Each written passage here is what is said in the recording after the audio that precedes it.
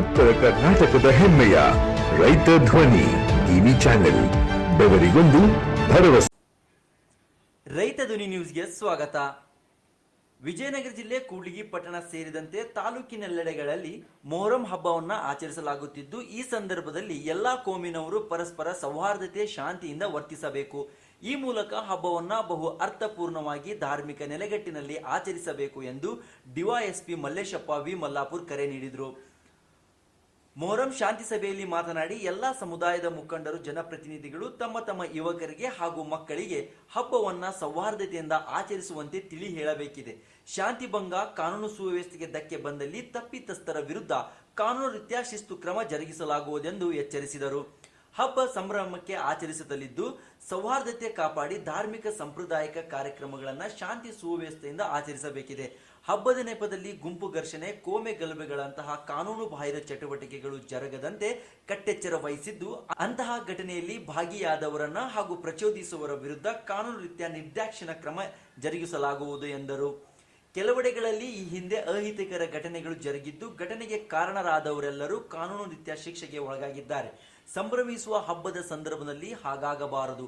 ಅದಕ್ಕಾಗಿ ಇಲಾಖೆಯೊಂದಿಗೆ ಸಾರ್ವಜನಿಕರು, ನಾಗರಿಕರು, ಯುವಕರು ಸಹಕರಿಸಬೇಕಿದೆ ಎಂದರು. CPI Suresh Talawar, PSI Prakash ವೇದಿಕೆಯಲ್ಲಿದ್ದರು.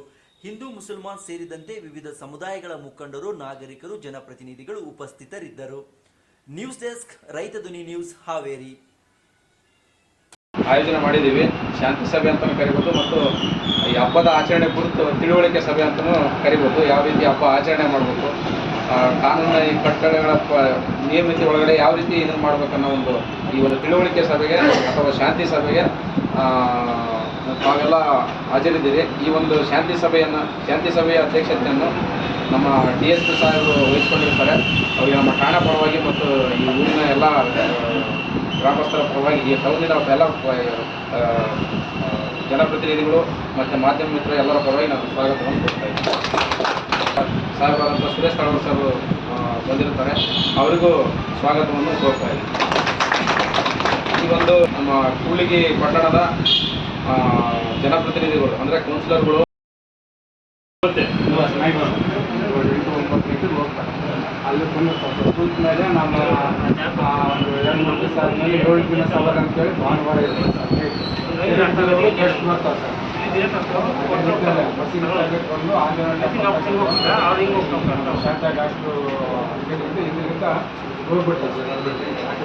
ಏನೇ ಇರೋದಿಲ್ಲ ಸರ್, ಅದು ಲಾಸ್ಟ್ ರೋಡ್ ಸರ್. ಸವಾರಿ ದಿನ ಸರ್ ಬಂದು ಉರಮನ ಗುಡಿ ಮುಂದಿದ್ದ ಶಿವಣ್ಣರ ಮನೆ ಮುಂದೆ ಹೋಗಿ ನಮ್ಮ ಮನೆ ಒಣಕ್ಕೆ ಬಂದ್ಬಿಡ್ತಾರೆ. ಮತ್ತೆ 7 ದಿನದ ಸವಾರಿ ದಿನ ಮಾತ್ರ. ಆಮೇಲೆ 9 ದಿನದಾಗ ಇಲ್ಲಿ ಮೈ ತೊಳಕ್ಕೆ ಹೋಗೋದು ಅಲ್ಲಿ ಸರ್. ಲಾಸ್ಟ್ ಸರ್ ಪ್ರೊಸೆಷನ್ ಎಷ್ಟು ಗಂಟೆಗೆ ಸ್ಟಾರ್ಟ್ ಆಗುತ್ತೆ? ಕೊನೆಯ ದಿನ ಸರ್. ಅವರು ತುಳಿ ಸ್ವಲ್ಪ ಮುಂಚೆನ ಸ್ವಲ್ಪ ತೊಂದರೆ ಆಗ್ತದೆ ಸರ್. ದೊಡ್ಡ ತುಳಿ ಕಟ್ಟಿರ್ತಾರೆ. ಸಾಯಂಕಾಲ ಹೋಗಿ ರಾತ್ರಿ 9:30, 10, 12 ಗಂಟೆ 11 ಮಾಡಿಬಿಡಿ.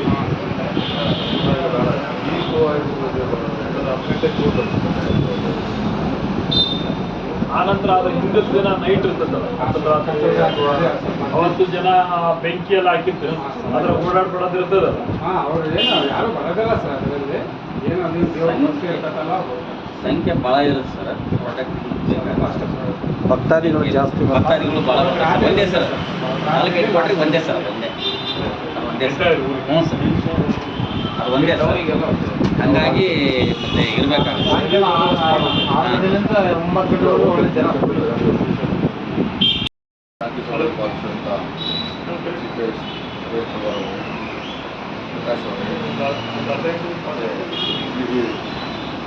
ಪಟ್ಟಣದ ಹಿಂದೂ ಮುಸ್ಲಿಂ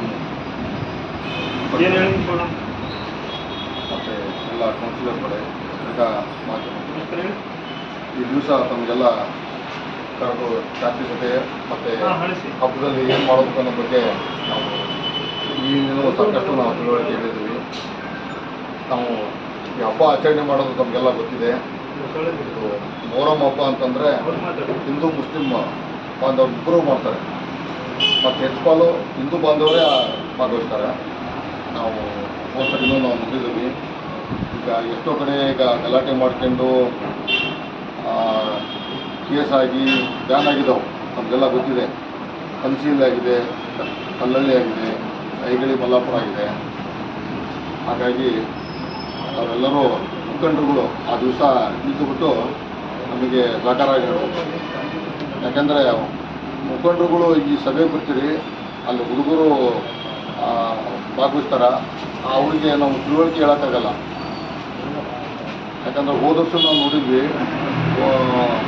ಈ ಕೊಟ್ಟಲಂಜ ದೇವಸ್ಥಾನದಿಂದ ಈಗ ತೊಗೊಂಡ್ರು, 7ನೇ ವಾರ್ಡಿನಿಂದ ಇವರು 5ನೇ ವಾರ್ಡ್ ತೊಗೊಂಡ್ರು.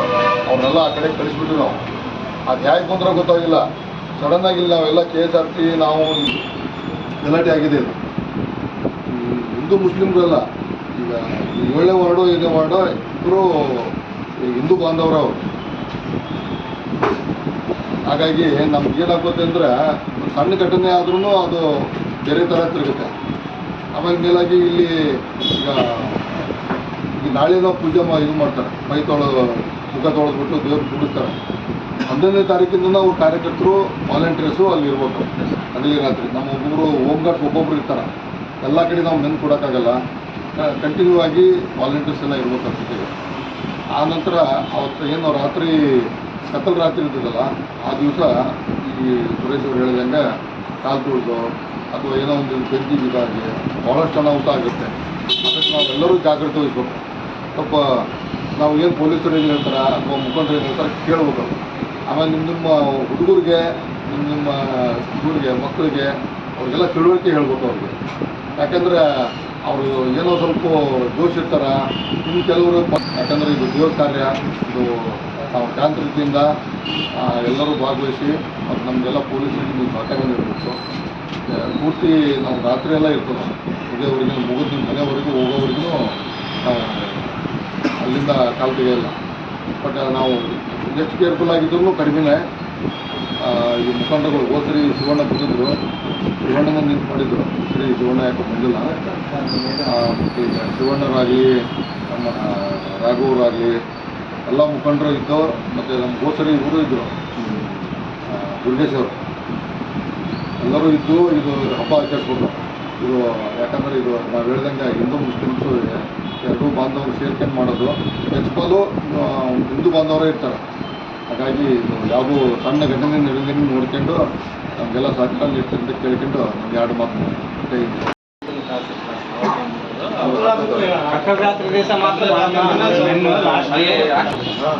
ಲೇಡೀಸಿಗೆ ಜೆಂಟ್ಸಿಗೆ ಎಲ್ಲ